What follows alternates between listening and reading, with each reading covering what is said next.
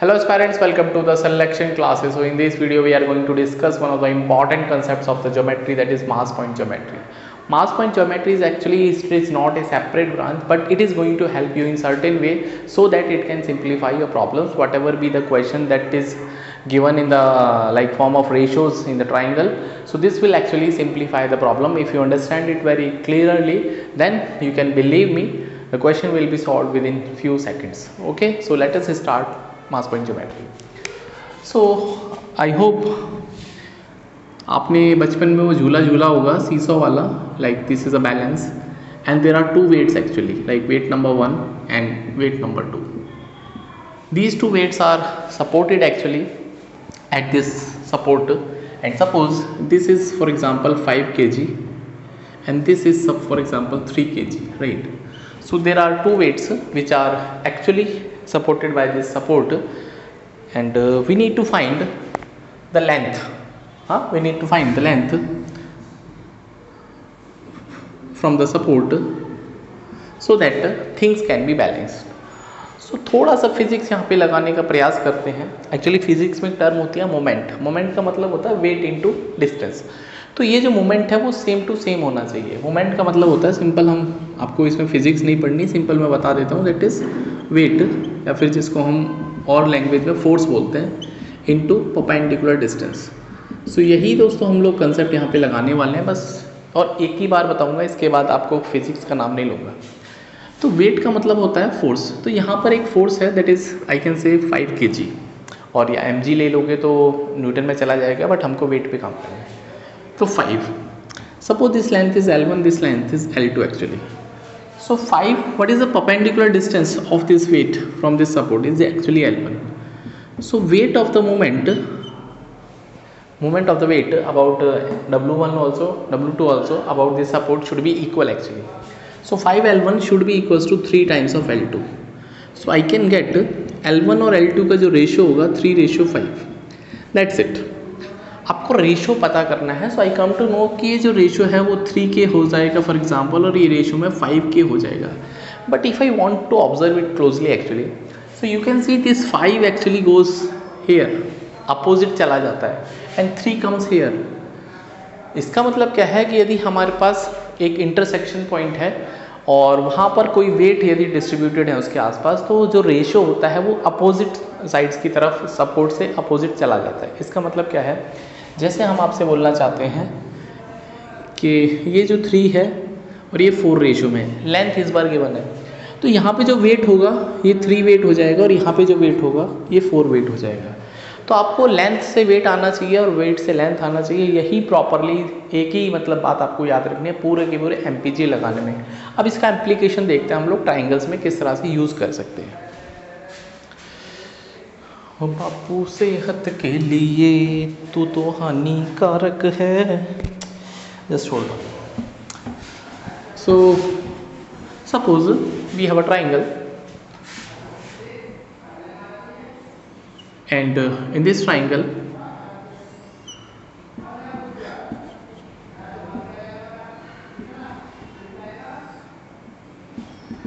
two CBNs are actually intersecting, and this is given to us, this is 3:2, and this is also I can say 2:3, right? So whatever be the case, हम सारे ratio find out कर सकते हैं. Let this point is O actually, and if I want to draw the line passing through O CF. So for example आपसे पूछ लिया जाता है कि what is the ratio of AOE, what is the ratio of BOD, what is the ratio of COF. So I can find all the ratios actually. So what we have to do actually. तो सबसे पहले दोस्तों आपको करना क्या है, just hold on, I think ये आज थोड़ा सा सेटिंग में गड़बड़ है. ओके, सो आपको 2 लाइन एक्चुअली में दिख रही होगी, आपको ये रेशियोज दे रखे हैं. तो यहाँ से ये जो रेशियो है भाई साहब इधर आएंगे, ये लेंथ अपोजिट जाएगी, मैंने आपको बताया. तो यहाँ पे 3 वेट आएगा इस लाइन की वजह से, और ये जो 2 है वो इधर जाएगा. I hope it is clear. Similarly अगर मैं इस वाली लाइन को देखता हूँ my dear friends, I will use another marker, right. Okay, so if I go, this would be actually going here 2 and this will be coming here 3. सो मैं wait जो है उसको हम सर्कल कर लेंगे सो दैट वो हमारी प्रॉब्लम जो है वो थोड़ी सिंप्लीफाई कर देगा। अब एक समस्या हो गई, समस्या क्या हो गई कि जो सी पॉइंट है यहाँ पर 2 वेट आ गए, तो इसको बैलेंस करना पड़ेगा। तो सी पॉइंट पर ए की वजह से या ए सी की वजह से जो वेट है वो 3 है और बी सी की वजह से वेट जो है 2 है। तो 3 और 2 का एलसीएम कितना होगा? 6 होगा। कितना होगा भाई? 3 और 2 का एलसीएम कितना होगा? 6 होगा। तो आपको 6 वेट बना लेना है। तो 6 बनाने के लिए यहाँ पर भाई आप इस वाली लाइन पे 3 आया है तो हम यहाँ पे 2 से मल्टीप्लाई करेंगे, तो everything will be multiplied by 2। ये बात समझ में आती है? तो यहाँ से दोस्तों हो जाएगा कि हर चीज़ को आप 2 से मल्टीप्लाई करेंगे तो फाइनली ये जो रेशो हो जाएगा 6:4 हो जाएगा। कोई प्रॉब्लम नहीं। अब देखो 6 यहाँ आ गया और 4 इधर चला गया। सेम यदि हम रेड वाले को देखते हैं तो यहाँ से जो सी पर रेशियो या वेट आ रहा है वो 3 आ रहा था, तो हम इसको यहाँ से 2 से मल्टीप्लाई करेंगे। सॉरी, यहाँ पे 2 आ रहा था तो हम 3 से मल्टीप्लाई करेंगे सो दैट 6 हो जाएगा। तो इंटू 3 ये बात क्लियर हो गई। तो अल्टीमेटली ये रेशो 6 हो गया, ये रेशो दोस्तों 9 हो गया। यू कैन सी ये 6 यहाँ चला गया, 9 दोस्तों यहाँ पे आ गया। ठीक है, तो बी पर फाइनल वेट 9 है, सी पर जो कॉमन वेट है ब्लू कलर से 6 है, ये दोस्तों 4 है, ये 6 है। यहाँ पे दोस्तों यहाँ पे हो जाएगा ये 4 wait.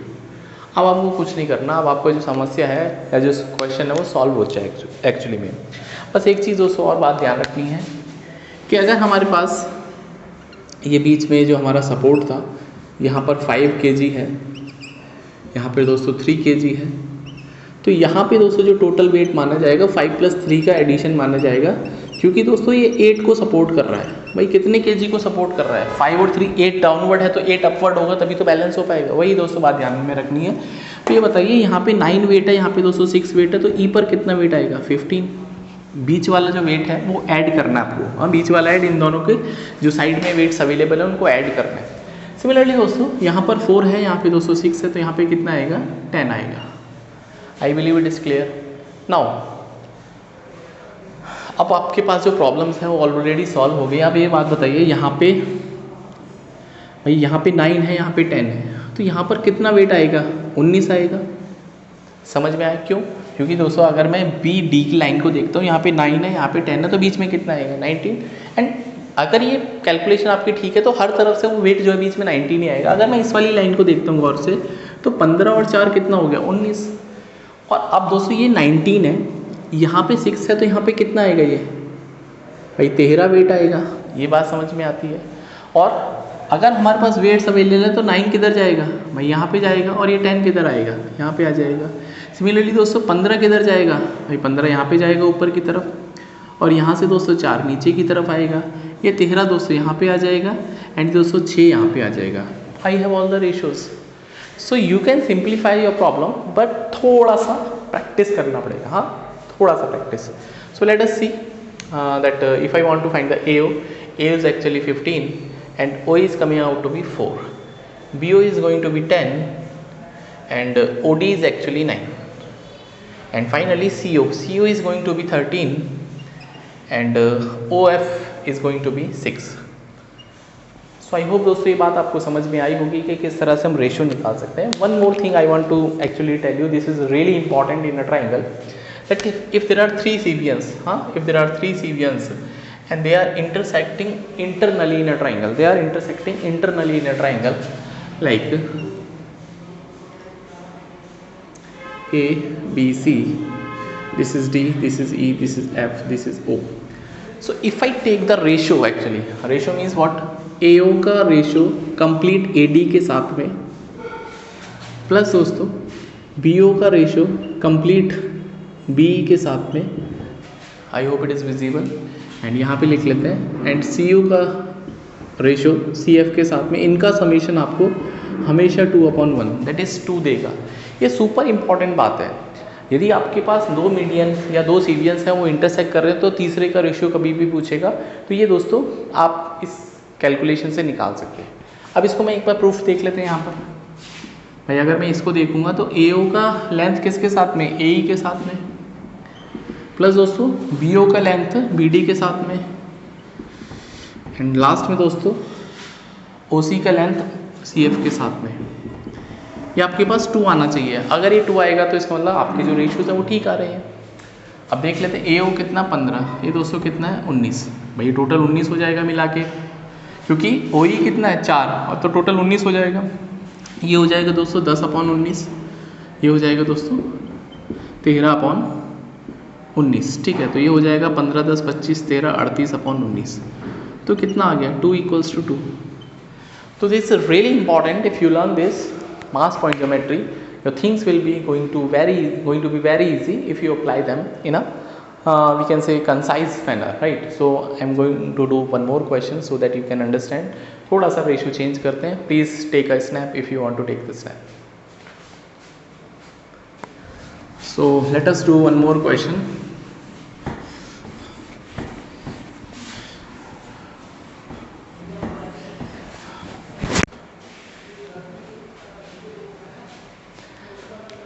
So let us make a triangle.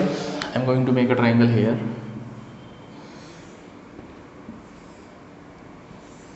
This is 2:3 and this is 7:3. This is O point A, B, C. This is D, this is E. So we have to find just AE ratio EC and BD ratio DC. You can find any other ratio also. Okay, no problem in that. So this is another important we can say figure of the construction जहाँ पे दो जो CBNs है वो intersect कर रहे हैं। अब मुझे एक बात बताइए, ये O पॉइंट पर ये दो लाइन इंटरसेक्ट कर रही हैं, तो ये जो 7 है वो वेट में इधर जाएगा और ये जो 3 है वो वेट में इधर आएगा। ये जो 2 का वेट इधर आएगा और दोस्तों 3 का वेट ऊपर चला जाएगा, कोई दिक्कत नहीं है। अगर मैं यहाँ से देखता हूँ तो यहाँ पर टोटल वेट कितना आएगा, 7 और 3 10 आएगा, और यहाँ पे दोस्तों टोटल वेट 3 और +2 5 आ रहा है। इसका मतलब वेट बैलेंस नहीं है बीच में, तो आपको बैलेंस करना है। 10 और 5 का एलसीएम कितना होता है, 10 होता है, तो सब में 10 बना लेते हैं। तो इसको 10 बनाने के लिए हम 2 से मल्टीप्लाई कर लेंगे। So that is going to be 2 से सब में मल्टीप्लाई कर लेंगे, तो यहाँ पे भी दोस्तों 10 वेट हो जाएगा।